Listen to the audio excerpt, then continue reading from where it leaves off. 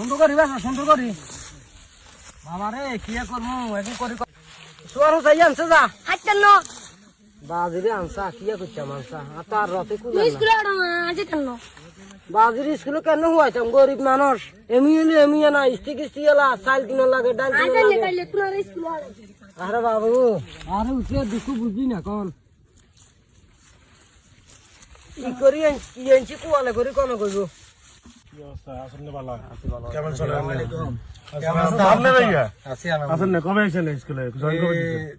দিয়েছেন 2-3 দিন হবে স্কুলে তো ছাত্রছাত্রীর সংখ্যা কম ও আচ্ছা আচ্ছা আচ্ছা কি সমস্যা আচ্ছা এলাকায় আমরা বড় সেট তো এই কারণে কম লাগে আর না চলে না ঘুরে দেখা যাবে না এলাকায় দেখা যাবে ছোট স্কুলে তো ছাত্রছাত্রীর সংখ্যা আসসালামু আলাইকুম ওয়ালাইকুম সালাম ভালো আছেন না মশাব আসি ভালো আছে অনেক দিন টানে দেখা যায় না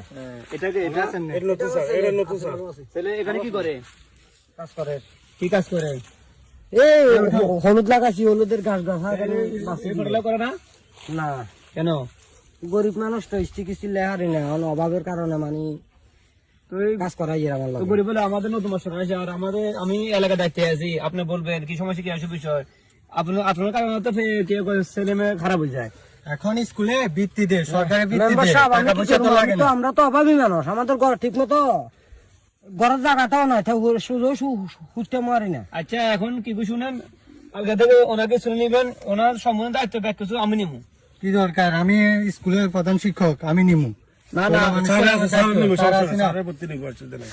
স্যারে ফ্রি করে দিব অসুবিধা নেই বৃত্তি মিতে পায় সবকিছু করে দিব স্যারে উপবৃত্তি পাবে হ্যাঁ পাবে অসুবিধা নেই আপনি কষ্ট পাবে বুঝছেন না দায়িত্ব সবকিছু লবে এটা উপবৃত্তি সবকিছু পাইবো ফ্রি সার্ভিস পড়াইবো বুঝছেন না জি এটা তো সুবিধা আছে নকলাই এটা তো খুশির খবর আর হলারে আপনারা দায়িত্ব লয়ে যাও লেখা করাবেন এটা তো আর খুশি আর গর্ব ঠিক আছে। আজ পর্যন্ত এই ধরনের কথাবার্তা কে কয় না এখন যাবতীয় খরচ সরকার চালাবো স্কুলে চালাবো মানে টেনশন নেওয়ার কোনো দরকার নেই কালে তো আর আচ্ছা আড়া দিয়ে সুন্দর করে আড়া দিয়ে আড়া দিয়ে দরকার হলে ড্যাশবোর্ড সবকিছু ফ্রি করে দিব অসুবিধা নেই